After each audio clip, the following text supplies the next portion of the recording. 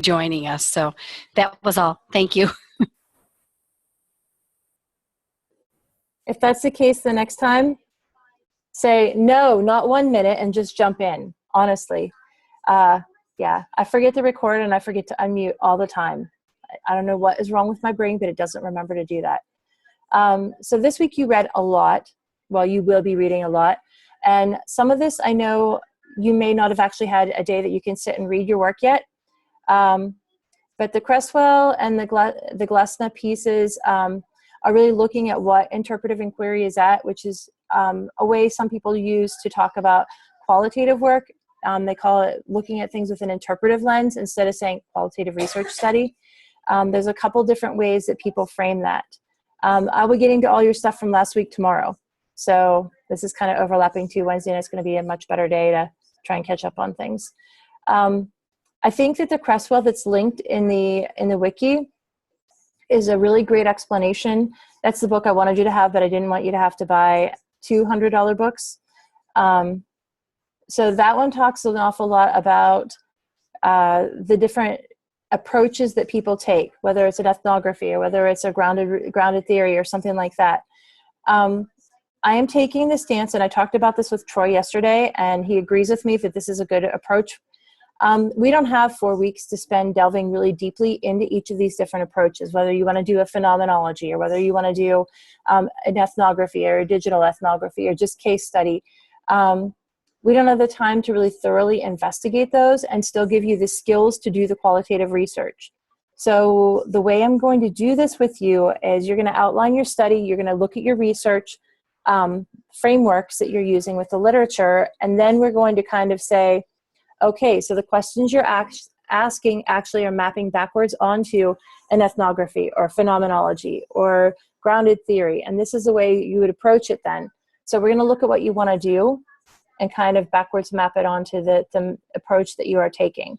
And I ran it past him because he also does qualitative research, and I wanted to make sure that I wasn't doing something that's going to hurt you in the long run. And he agrees with me that he thinks that this will be something that we can work with and that'll work for you.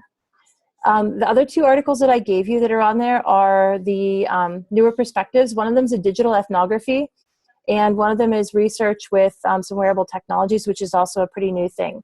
They're new articles. They're almost, one of them's a 14 and one of them's a 15. So they're pretty recently out. And I think that they're a good idea of what I was talking about, trying to make sure that what you're thinking about hasn't been done, or taking what you're working with and trying to make sure that it is pushing into the future and pushing on the boundary of what people know, and not just kind of going through and duplicating what has already been done then. So the Google form that's on there is the qualitative research article, and it's just to kind of help you pick through the pieces to look and see how they were doing validity and reliability, because it's a lot different than the quantitative methods. The coding strategies they're using, and helping you pick through some of the pieces that are commonly found in an interpretive study. I have a paper that looks like this, but it's not the right one, that I'll be sending out to you that might be helpful as you're starting to read through your work and frame your literature review. Because I think that any work that you do now, you want to make sure that you can double dip on it. You want to make sure you're not reading it now and putting it away for a couple months or a year and then having to come back and find it again. And so when you're going through your research articles, by taking notes either on the articles in a very systematic fashion or putting them into this, which I will find tonight and get to you tonight, I will send it out after we talk. In something like that, it helps you put the pieces together, and by summarizing as you're going through and paraphrasing, what you are then doing is creating these little snippets that you can use to kind of drop into your document where you need them to be, and you can work with the wording then and paraphrase them into something that you can use in your papers and in your work. And it kind of helps you later on then working smarter and not working harder.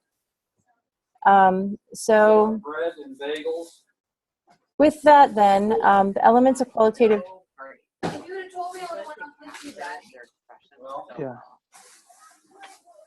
Okay, I missed that. they capture what? Oh yeah, that's pretty good. Oreo yogurt and that shit too. Thank you, Daddy. Okay. Did I miss something there? Was this from before, whenever you guys are at the restaurant? Am I supposed to know why you like bread and bagels? No, we think we're hearing maybe from your end or somebody's end. Somebody's talking Somebody's- about bread and bagels. Bread I and don't know who it is, but It's I kind of just cute. thought I'd weigh in too. Kind of cute, yeah. Huh, I wonder where it's, okay. Yes, Completely. they were. It was my husband. He went to the grocery store for me because I'm on the, Let there be carbohydrates, and they were good. yes. It does. With icing and donuts is Bush or always what? much better. Okay, so this microphone is picking up everything then. So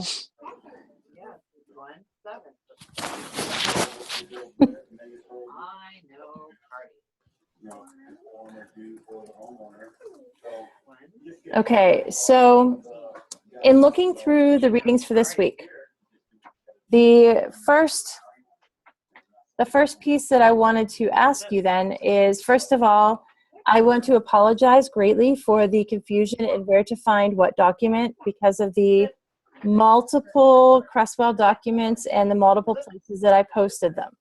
So apology out to you on that one. Did everyone find the pieces that you're supposed to have? You think? Okay. There are two Crestwell pieces. The first Crestwell is in week 1 under the Dropbox or the Google Drive folder that I gave you off of week 1. No, off of the introduction week, I think. And that is the 250-page document that has no page numbers, that makes it really fun to try and find anything if you are printing it off and working from it. Okay, so I will try and be very specific as we go through to highlight chapters and section numbers so that you are able to find what you need to do. Yes, page 237. Yeah. Because the page number on the PDF doesn't match up, I don't think, to the page number in the actual book. If you've bought it and if you downloaded it and printed out, there's no page numbers in it whatsoever, so you're counting 237 pages. So I will keep that in mind as we work through them. Okay, so the other piece was in the Glessner book, and the Glessner book, I really like the way that she puts the pieces together and kind of walks you through the process, which is why we're using that as a primary text. But you were reading some sections in the back of that, 286 to 291, just a short piece from that, and then the other ones that are below. Now can we go to the party? Okay. Yes. Now we are Okay, so I'm finding it. So the pieces that you're looking for, and anytime you're looking through when you're looking for a qualitative research, it's not going to line up with what you've done with Ming's class. You're not going to be looking for t-tests. You're not going to be looking for a statistical background or anything, but there can be sometimes statistics mapped into those. So you do want to not just toss it out if there's some descriptive statistics within it. In addition, there's a lot of mixed method studies that I am willing for you to take a chunk of the qualitative portion of the mixed method to use within your studies. If you have a mixed method that really, really works for something you want to do, go ahead and include it even if it's as a supplemental article. So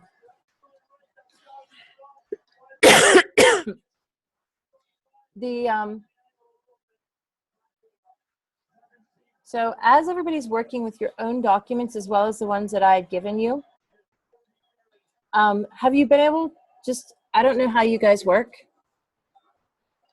Have you been able to actually get through the reading yet, or is that something you work through on the week? You want to give me an overview on your typical work patterns so I know whether it's better to talk about things like before you do them or whether by this time of the week you'll be after you do them.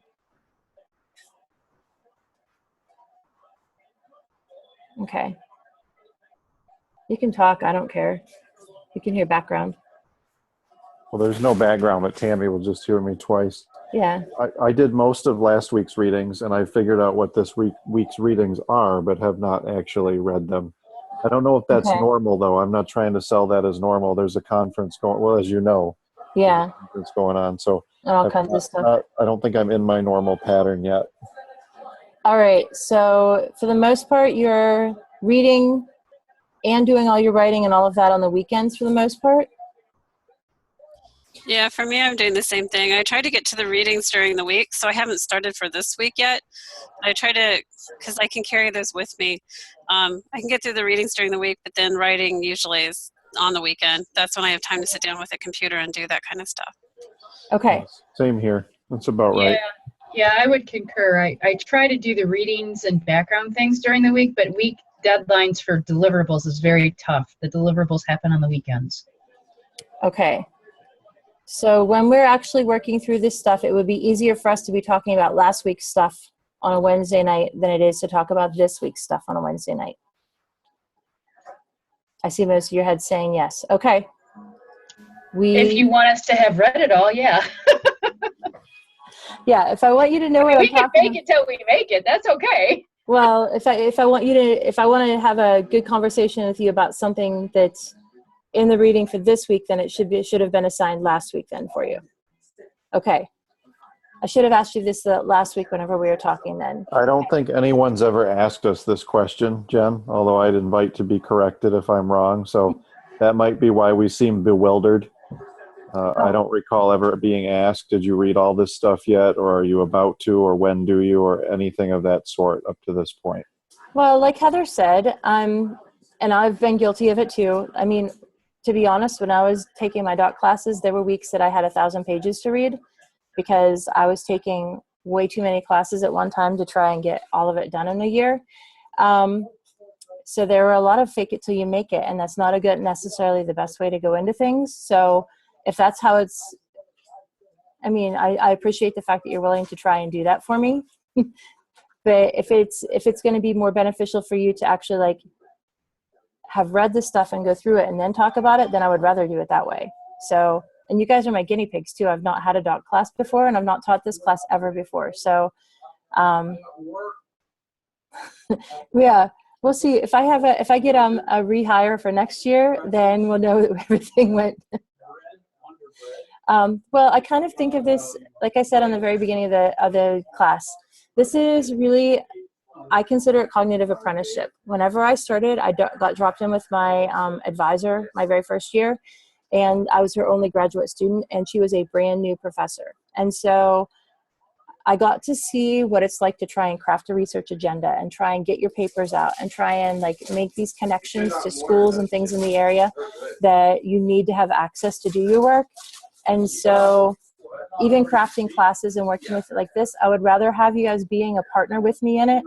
And because I'll be honest, and I told someone this yesterday at the poster session, seeing the level of work that you guys are putting out and not having done this before with this kind of class, you kind of scare the tar out of me because you guys are really bright and you're really good and you have very diverse subject areas. And I can look at your qualitative methods and I can look at how you're structuring your things and what kind of study you're doing, but I'm not going to know your literature. And to try and put my hand on 10 different sets of work and see where you're at and understand the nuances of each of those authors and that it's really a daunting task. And so I want this, and I'm responsible for you having your entire qualitative methods of research on me, and that scares me too. So I really want to make this class work for everyone, and I want to make it work well, and I want you to come out of here like qualitative rock stars so that I feel kind of validated, you know. So with that being said, how about we talk about last week's stuff?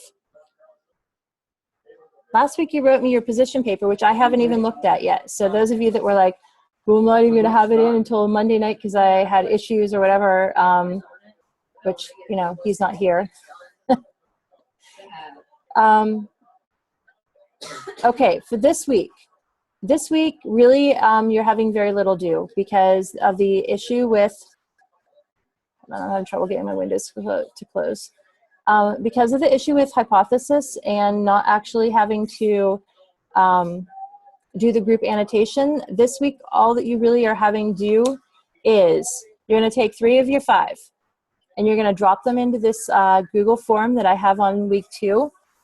And I'm going to put the link up for it to be open for all of you to look through, and you can start to see some of the commonalities, hopefully, between some of the documents, even though you are not doing anything in the same area. Some of you, a few of you are, but really you're not. So you'll be looking at the articles that people are posting, why they think they're qualitative research, the kind of settings that are being studied, the populations people are looking at, the type of questions that they're asking. That's a really big one. And then how are they collecting their data? How are they answering these questions? Are they answering them? Yeah, I know. No, you can pick whatever you want. Oh, yes. I'm sorry. I didn't read the whole question before I answered you, Tammy. You're going to put all 3 of them in separately, and you are going to look at how these different aspects are. And this is one way then for you to start picking apart what qualitative research looks like and the kind of questions. They can be 3 of the ones from last week, because last week you only had to pick them. You didn't have to do anything really with them. Just turn me in your references. You're only going to be using between 7 and 10 for your final paper. And 2 reasons for that. Number 1, you need to really pare down and focus on things. You do not have 6 weeks to write a fantastic 40-page literature review. I don't have time to read these articles if I need to figure out if you're using them right. And then you need to be able to be really choosy on what you're using for this, and that'll help you out paring down things and really focusing. Because your study this summer is, you get 4 weeks to collect your data and analyze it and write up initial findings. You have to keep it little, tiny, minuscule, like not huge. Everybody understands that, correct? Infinitesimal. The position paper is probably going to be 2 paragraphs maximum of your final paper. You'll be pulling pieces from the work all semester to put into this final paper. And I will get a template put together before the end so you can kind of see how that fits together, even if I don't have a full-blown example. Tammy. So to come back to Jeremy's question, these are 3 set. I was under the impression we could pick 3 from the 5 we did submit last week, not care. 3 additional ones. And am I correct as well then that when we submit each of these, that really is also going to be like the draft of the lit review? The questions that are in that forum, to me, is structuring it the same as how we would write the lit review. So those really are kind of combining the 2 tasks into one. It's helping you pick through the articles to see what is imperative for an interpretive research. So when you're writing your literature review, you are focusing on things that would fit within the boundaries of qualitative research. But one of the things that's asked for in week 2 is a draft of our lit review. And I'm really seeing that these 3 articles would very much simulate that lit review draft. Yeah. Okay. Okay. I think I'm thinking I'm answering your question, but I'm maybe not. On the Google form, it asks you just to put in brief things about each of the areas. That's to kind of have you take a look at your article and say, okay, this is, maybe we can pull this up. Hold on.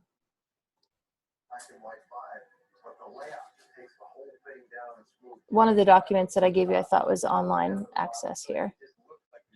We can do it as HTML. Not that one.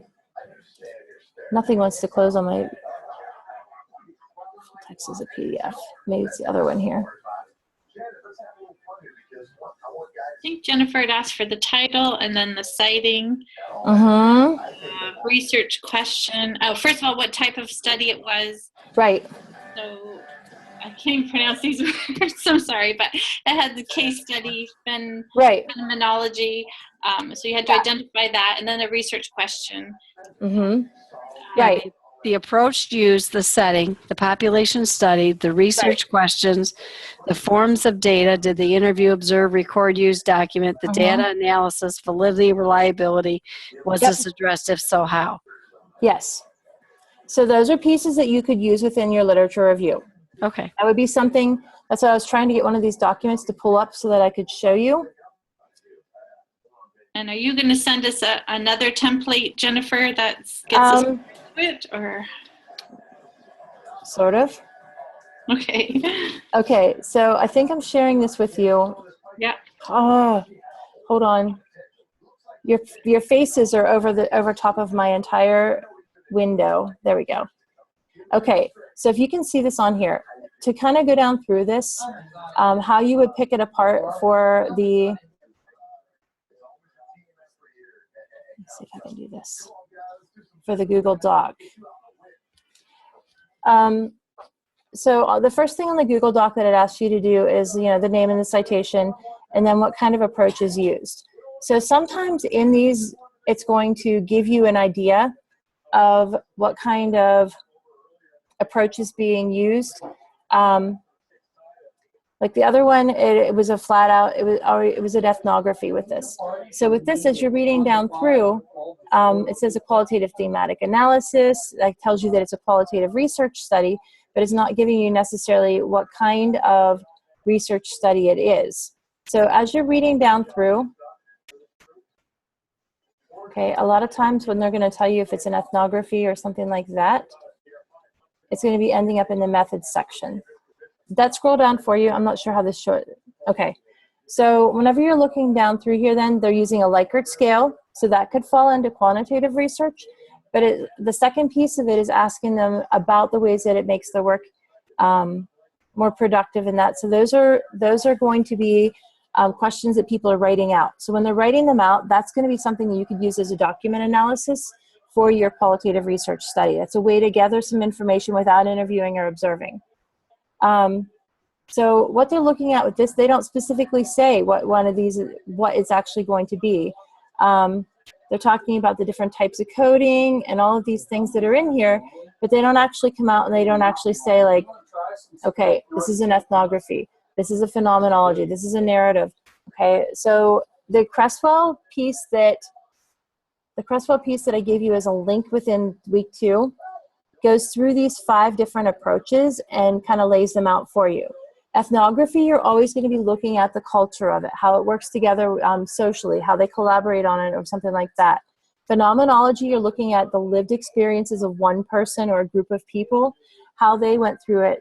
Narrative is going to be talking along the lines of phenomenology, looking at somebody's experiences, but it's worded a little bit differently with that. Grounded theory comes the closest to being quantitative research. It's where you're looking at it as you're coding, you're building it back into coming up with themes and coming up with patterns, and you keep collecting your data and bringing it back to it. And then case study is a lot of times what's done as its own, or you'll have an ethnography that you actually develop a case study within. And that's what a lot of the work that I do is. So a case study tends to be looking at one person's experiences or one group of people's experiences and putting them together in a way that highlights the questions that you have and how they can answer those and how they build that together. And it can be part of an ethnography or part of a phenomenology, but it doesn't have to be, okay? So when we're looking at this, they really are looking at it as an interpretive study. So I would say that because of the way that it's worded and the way that they're putting them together and looking at it, it's almost like a large case study because the other ones are not listed in there. They're not looking at necessarily the culture of how they're looking at them. But you could write it in many different ways, many different approaches to make it listed. So if there's no approach used for it, it's not a required question. You can leave it there, or I can add a question and it says none was given. Okay, so then you would look for the setting, and this one it talks about the setting. Specifically here, 66 respondents, teaching using, this is given the average things of it, then they have the different responses that were for the study. Those are the settings in the population studied, and then the research questions. So I'm sorry, Jen, hold up a second. So the setting is the number of respondents, and we're not. No, the number, I'm sorry, the setting is going to be where it's actually at. So like this one, they have the teaching experience, the teachers using the internet, those go with the participants. But Right. they also form part of the setting for this one in specific because all the people were participating using the wearable. Okay. But I mean, just so I'm clear, the setting should include some element of wear, Yes. right? Or okay, so I think you scrolled past it. It looked like they were all part of some. Yeah, they're all part of the method right here. organization. Yeah. But so we might mention something about the participants, the counts, and who they were, but we're really looking for where they were observed or where they experienced what they experienced. Or okay, so, got it. Yeah. The professionals, they were all for this one, they were all participants in a professional society. They were primarily teaching. They were using the internet and the computers, and those things can all be a part of the setting. For example, if you were in a school that had a one-to-one laptop initiative, that may actually end up being part of your setting, that fact, but the teachers actually being participants, that would be like the 66 respondents, 25 females, 41 male, with the 11 years and 15 years, those would be actually your participants. The participants can boil down to a very short number of it, or you could be very elaborate and detail them and lay out a lot of things about them. Background, prior experience, how they're working with it, depending on what the article gives you. And whenever you're writing up your own, it depends on what kind of story you need to tell, how much you would need to include of that. It could be very brief. You know, there were 17 students in this chemistry class in this area of northern Michigan or western Pennsylvania or wherever it happened to be. Or you could do a very detailed case study where you're talking about, you know, these students have had this many classes and they've used the computer for this and this. They've taken this other class that's supplementary, that kind of thing. Does that make sense? Or am I talking in circles? I can't see all of you. No, I mean, now I think I'm starting to get it. I was just stuck on, I thought you were describing participants, but you mentioned setting, and so yeah, I'm glad I asked because I'm totally clear now. I do agree with Julie, though, with only 7 to 10 pages to work with. A lot of the stuff's going to get pretty tight, and that's okay. Unless you do case study and you look at a very detailed case study on a few participants, then it can be done. True. Yeah.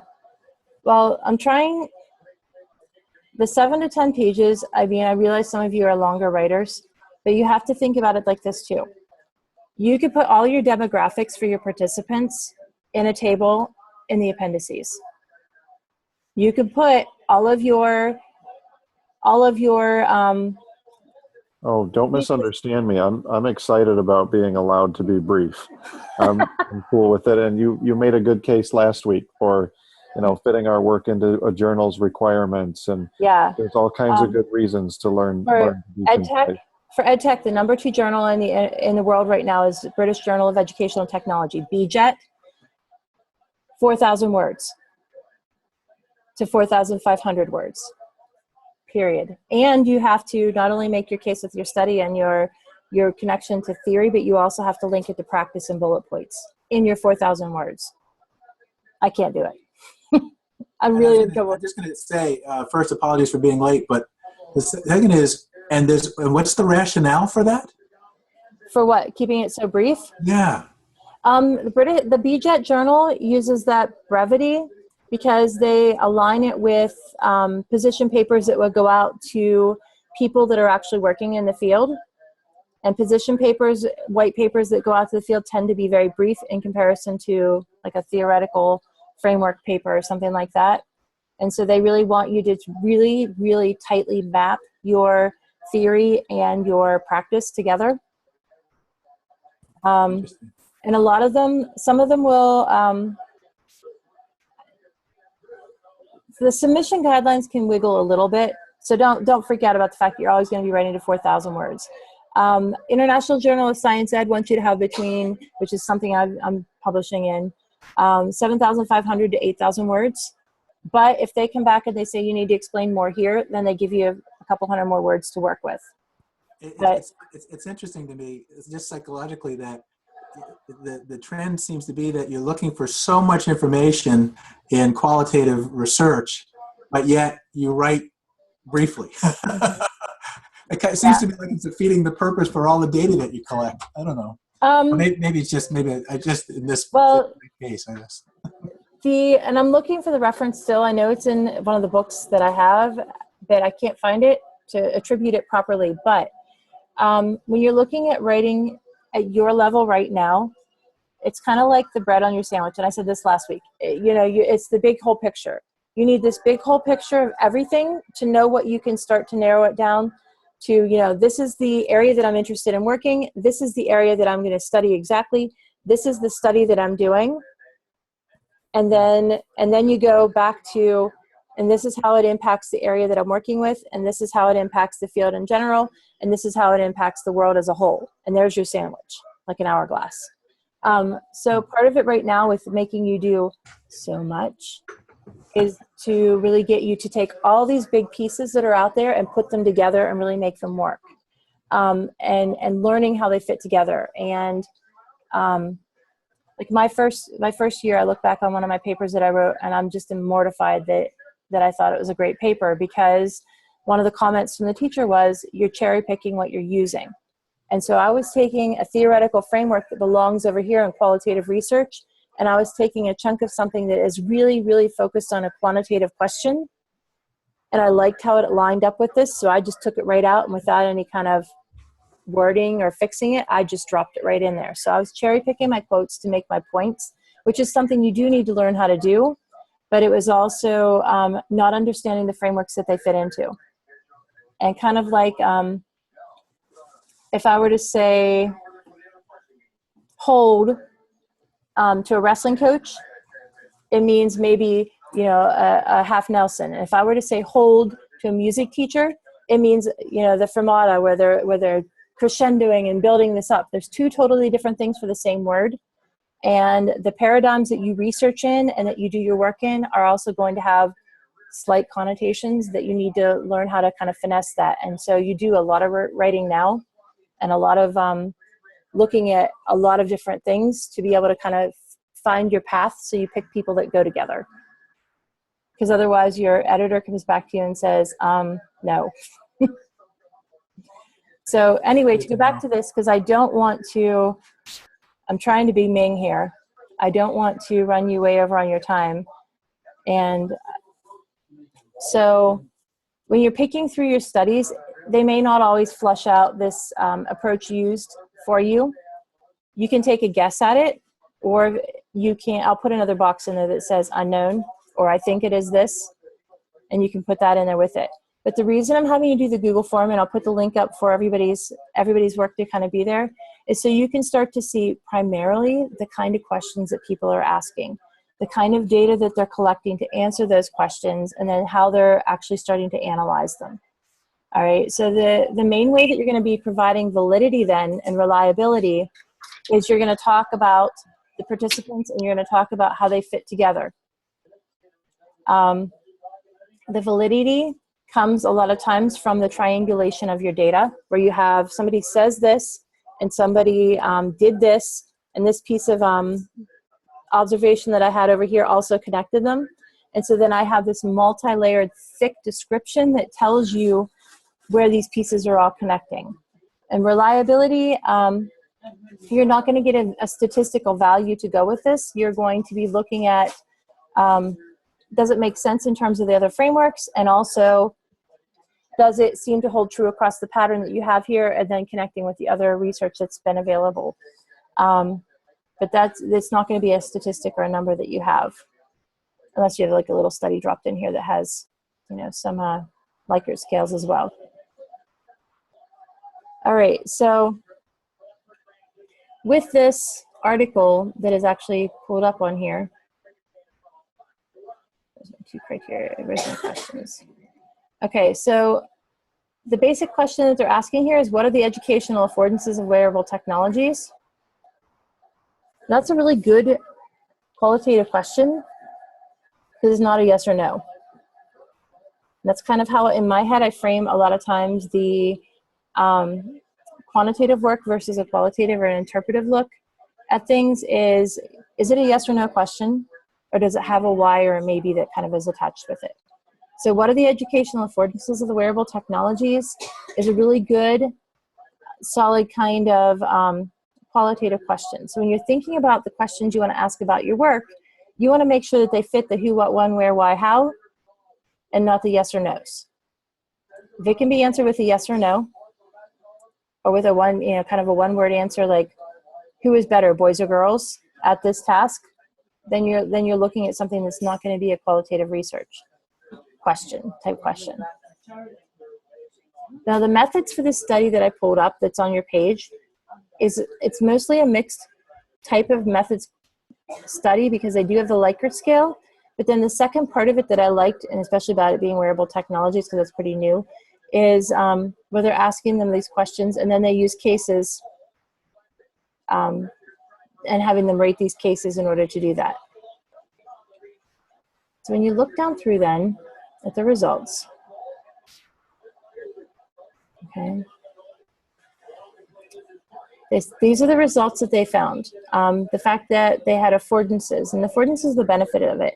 And a lot of times whenever you're looking at qualitative research or interpretive research, you're going to have them talking a lot about affordances, especially within technologies. Contextual information, recording, simulation, communication, engagement. So they're talking about the numbers, and then they also have the quotes that are within there.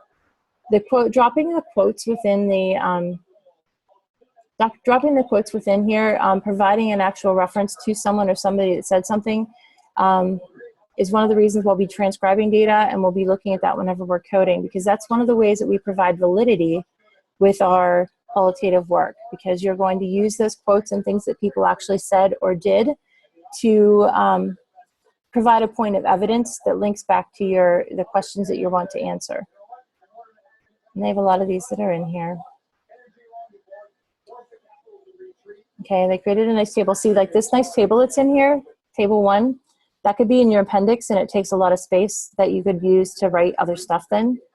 So that's going to be totally fine. You could have 30 pages in your appendices, although I won't be super happy about that. When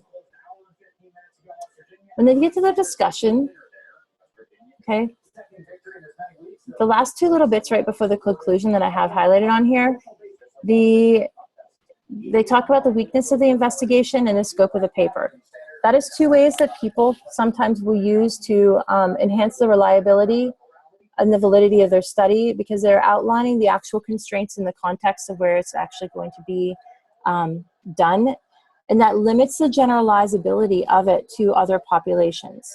It's not to say that you can't create connections, but you're not going to be able to say, I took this small sample and it's like the rest of the population, therefore it generalizes to all of it. So you do want to be really careful that you don't make huge, broad claims and quotes with what you found.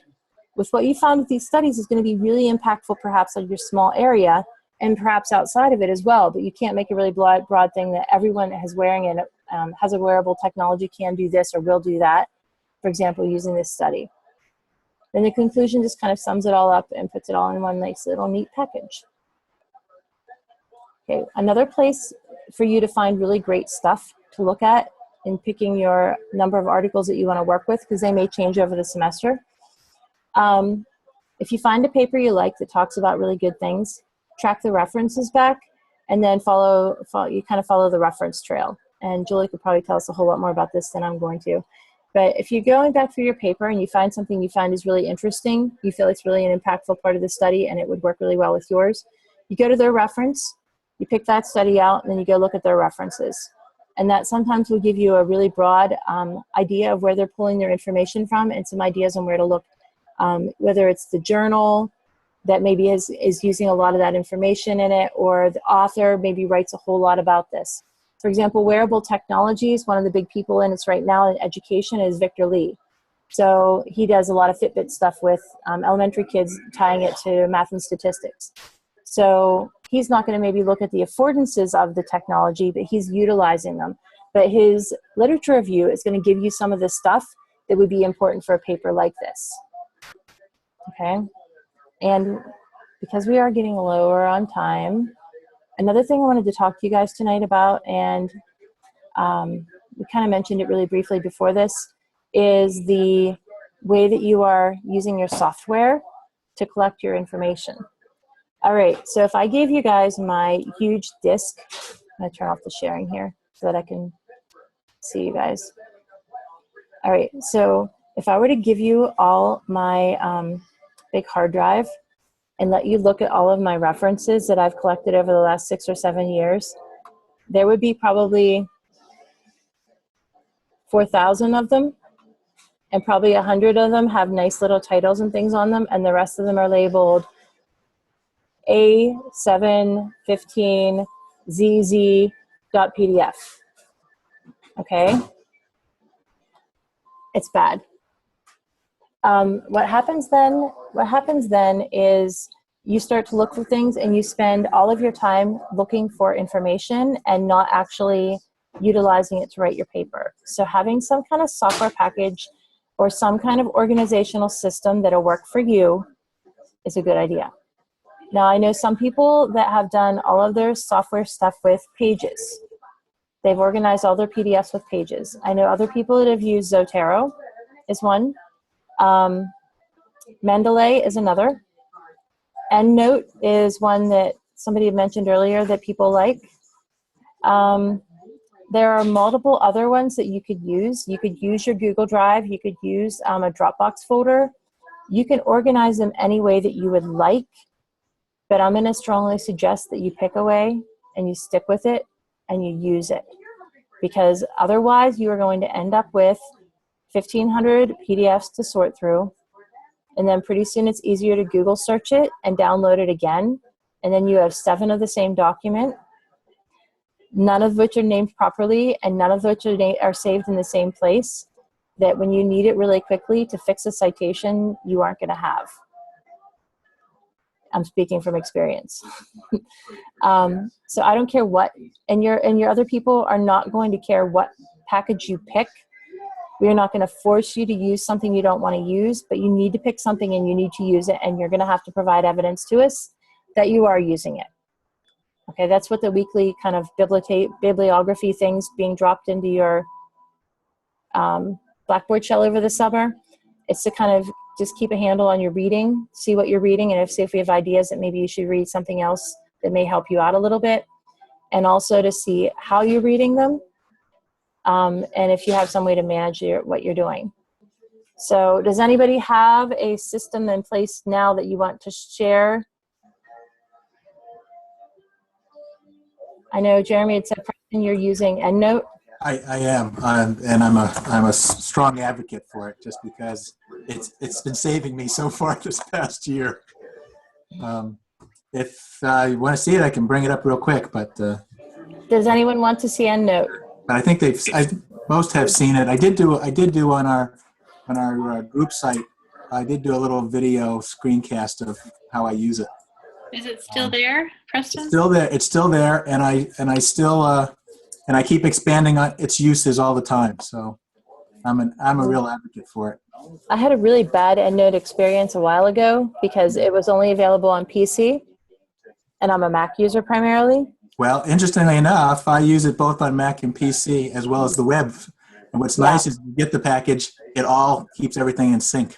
Mm-hmm. And so I found myself downloading it to my little tablet to read articles when I'm off and about. So it's really kind of nice. They've upgraded all that now. Yeah. Yeah, it's a lot nicer now than it was 5 years ago, but I've not gone back to it.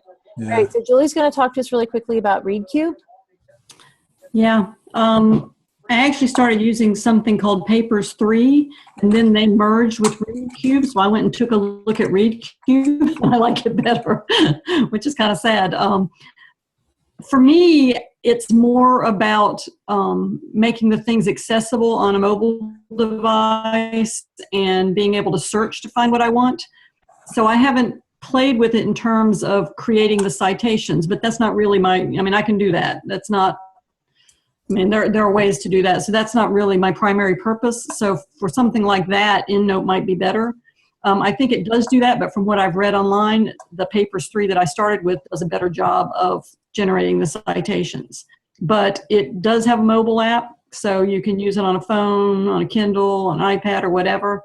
And it's free to just use on any one device. It's a subscription if you want it to be synced across multiple devices. So I'm currently involved in like a 30-day trial of that to see how I like it. and then I'll decide whether or not I want to continue with it. I had been using Dropbox to store my articles so that I could get at them from anywhere. But if I can do the same thing in my citation management tool, then I might just start using that instead. Does anybody have any questions for her on that? Yeah, I agree. Having a librarian in here is really nice. I throw out my tidbits from time to time. That's all I can do. I have been trying to use Mendeley. Mendeley is also free. It downloads onto your desktop. They have a mobile app, mobile site as well, and you can, as Jeremy said with the other, take a whole folder, throw it in there. And here's the nice thing, and I don't know if your other two products will do this, but I had an entire folder of PDF documents labeled, as I said, 147MMZ 14 whatever, and I threw them into Mendeley, and now they all have names. It did it for me. It will do the citations in text for you.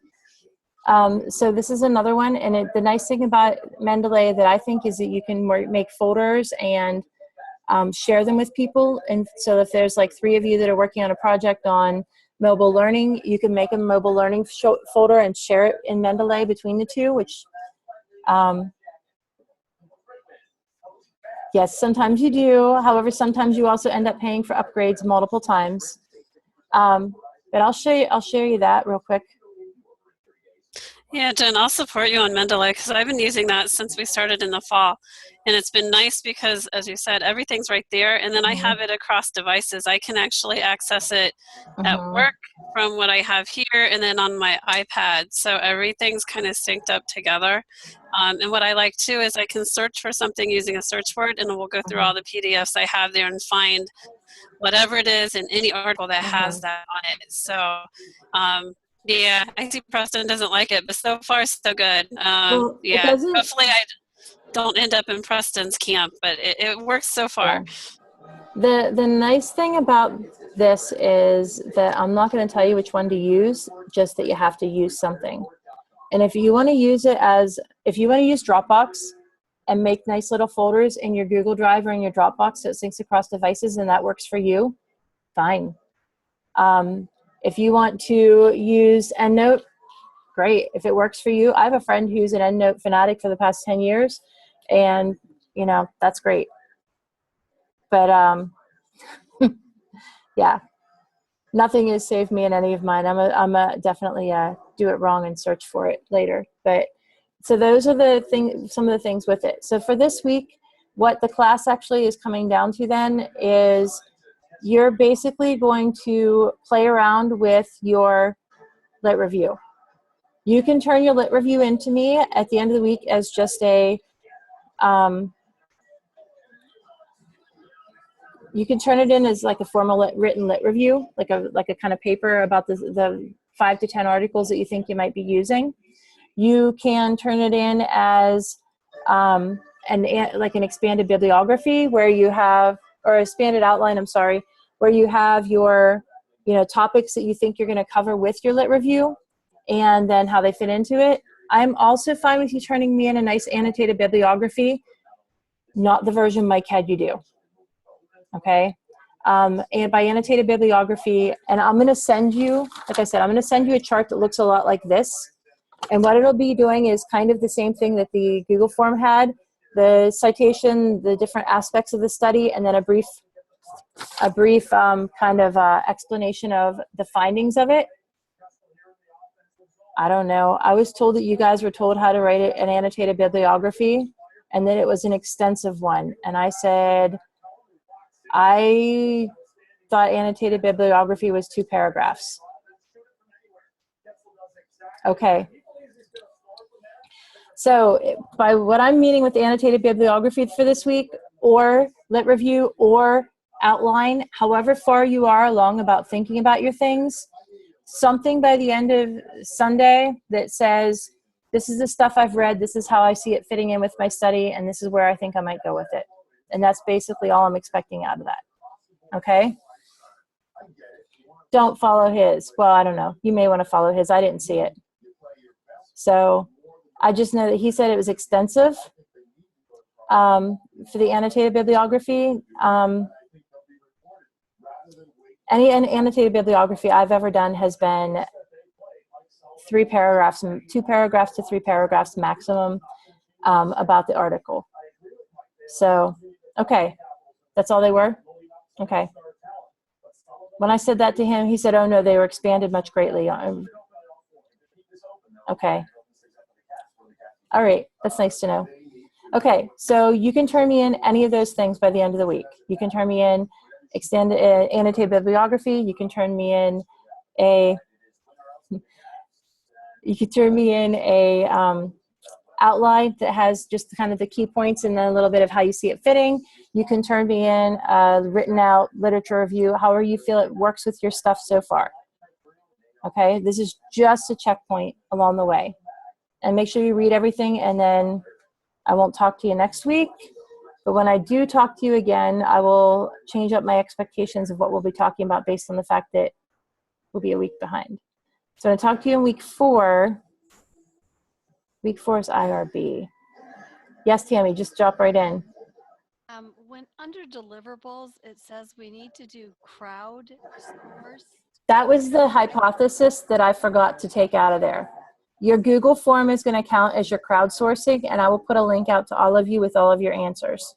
What does crowdsourced mean? I didn't know what that terminology was. Oh, okay. So if you had, like, let's say I put a question out on Twitter, and I get back 30 answers. That's kind of crowdsourcing for your information. It's asking everybody around you. It's kind of like whenever you're back in elementary school and the teacher said, so what does everybody else think? And you kind of all talk about that. Yeah, just search results or asking people around you, mainly looking at people's interpretations of it and not necessarily like a Wikipedia or a Google source of it, but you're looking at other people's interpretations of the answer. So. I'm sorry, I'm a little lost. Where are you guys looking? They're looking on week 2 in the wiki. It says your deliverables for this week were the discussion, a crowdsourced list of Google Doc of elements found in it, interpreted. Okay, thank you. I was looking at the actual assignment, sorry. No, that's okay. So the Google Doc there is kind of your crowdsourced, since we didn't do hypothesis. And then you're drafting your literature review, and that'll be it. Next week, and I know we're over by 2 minutes, I'm sorry. I'm not Ming. Next week is focusing activity, and I'll be sending you out that as a handout. And really it's going to, once again, be a chart kind of thing. And it will be asking you what your, kind of the things that you want to be looking at with this study, your research questions, and how you think you can get some answers. What kind of things you could ask people, what kind of things you could collect that would maybe answer your questions. And I will be sending that out to you with a nice little explanation, big explanation probably. You're also gonna map out your research ground. And basically you're gonna be drawing a concept map of some kind that looks like the ones in the Miles and Huberman article that I think is in the Google Docs folder for you. And so you're going to kind of map out where the research all is and where your stuff kind of fits, where it's not actually attached to it. I will put you an example. And then 2 research questions that you think you're going to be using, and then we're going to talk through them probably quite a few times. Okay. I have one question about where you'll be communicating. Is it your intention to send emails, add to the wiki, both, neither? I just want to know where to find information. I'm going to be sitting here going like this and mind melding with all of you. Okay. If you're wearing your tinfoil cap, then you won't get your answers. I will send it out. I will create a page on the wiki, and I will send it out the same information in an email. So you'll get it 2 different places. Okay. I'll send it to you through an email, and I will also put it into pages on the wiki that link in, because I'm building this airplane in the sky, which I hate that analogy, but not talking to you every week and thinking a week behind is kind of throwing me off a little bit, and I'll need to be giving you a lot more information up front before you can do some of these things without me talking to you about it. So I will get it all wrote down. I will send it out to you in an email, and I will also put it on the wiki, so if you forget where your email's at, then you can find it there too. Right. I mean, I love the email for letting me know there's something new, but I need the wiki to access it later. Yes. That's the way my brain works. Yeah, that's kind of my plan for it. And I'm also trying to build the Blackboard shell as well, so it's there. Okay. Jeremy can smile now. Right. But it kind of all functions on the same kind of thing, but yeah. All right, so lit review of some sort to me by Sunday. I will get your stuff back to you hopefully tomorrow. If not tomorrow, then Thursday. And we will keep moving on then. Questions for me? Yeah, the going back to a comment that was made earlier with where are all of these readings in the documents, you've referred to kind of a, I don't know if it was a Dropbox or a Google Doc, or I can't remember because I was frantically trying to find it. Can you help me locate that, please? Yes. Under the introduction. Under introduction, there's two main texts, the Glessnet and the Emerson, then the Cresswell, and other things are in this Dropbox folder right here on the introduction page. Okay, so that folder then. Well, that only makes too much sense. Sorry. Yeah, that folder though gives you a lot of the resources that I've brought up with this, and some of the ones that I've just linked and said, okay, this is something that I'll be talking about, but you don't have to really read it. Other ones you need to read. What I've been trying to do as I go through the week is pick them out of here, like the Miles and Huberman you'll use in week 3. I will click on this, make a link, and I will link it to the wiki because it was really confusing having things in 15 different places for people. So that was my bad. So these are all different things that you'll be accessing, or kind of like a common folder, and then I'll link them out to the wiki for you whenever you need them, so that they're where you need to find them, as well as being in here. Thank you. Sorry, Yeah, I had been here before. I just forgot. No, that's okay. Thank you. I didn't think to put it any common place where it would be like making sense. It's in like, you know, the page that you needed actually having it on there. Although this week I actually did. I put it in there and it's in the Dropbox. So, and not Dropbox, Google Drive. All right. So any other questions? I have one more suggestion, and this is really minor, but I'm apparently anal. When you click on the weeks in the menu, the page itself doesn't have the week as its title. So I click on things and I forget what page I'm on, and then I have to go down the list. Like I'm seeing you with a week 2, but I'm not seeing a week 2. If I click on a week, it's just the page with no heading. Really? Yes, and it's driving me crazy. What browser, okay, what browser are you using? Yeah. Are you a Chrome user or are you a... Chrome. All right, I'm in Firefox. Firefox, but I don't see the week title either. Ditto. I'm in Firefox and I don't get the title. Seriously? What about Safari? I'm in Safari. Yeah. And it's so minor, but it really is frustrating. Mike said that to me when they were going over the class. He's like, this is going to be confusing because there's no weeks on there.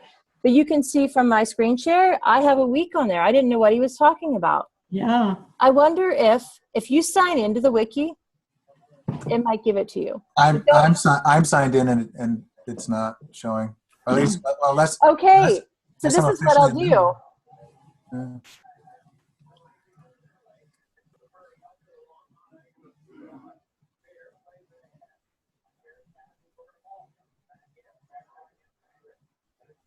I don't know what's wrong with my internet and my computer tonight, but as you can see, it's not saving. It's taking forever. So you should be able to see week 6 interviewing techniques then, whenever it does end up coming up. Sorry. There, does that show up for you now? I Yes. see week 6 Okay. interviewing techniques, but weeks 1 and 2 do not have. No, because I didn't put them in there. Because if you look on my screen share, you can see where it says week 6 above it, and then week 6 interviewing techniques. I just put that in there. But whenever I go to week 1, I'm going through weeks 1 through 6, and it's not until week 6. right. I hear you. Yeah. So if on week 1, you guys, on my screen share, you see week 1. But on your page, you only see Introduction to Qualitative Research, no week. Correct. I'll fix that. I don't know why it's doing it, but I'll fix it. Okay. Anything else for the good of the order before you head out to whatever it is you need to do tonight? I have a question for you, Jennifer, but I don't want to hold everyone else. Okay, so we'll wait on you, and then anybody else, if you have a question, you can hang on.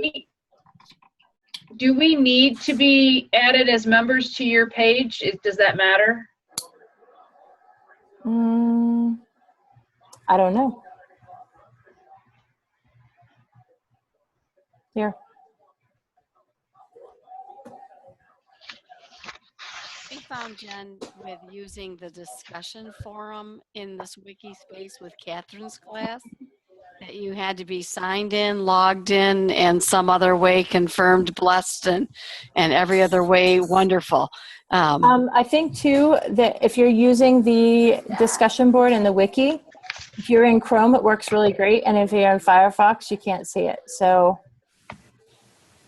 Oh, that's good to know. Yeah. Was that the issue for Lorraine? Lorraine, was that your issue this weekend then? No, Tammy, I just didn't see. Right up above it said click here to become a member or whatever. So I just clicked above and it's remote working. Okay. So I'm working now, Tammy. Thank you. Awesome. All right. So I gave you a join code for the wiki spaces for this one. So if that helps, then we can. Otherwise, we can. Well, we don't have discussion boards in your class though, Jen. So yours is more just a reference and a link out site for us. Yeah. My sense is, again, I've never used a wiki space outside of this DET program, but my sense is if we don't have to have that interactive component, then we don't need to be signed in, logged in, and 4 other ways blessed to use the wiki space. It depends. If I protect pages, like if we put things in there that I wanted to highlight maybe pieces of your protocol or something like that, I can protect the pages that you would have to be a member to see a page. But that would be probably the only way that we would be needing to do this. I would highly suggest not doing that unless you want us all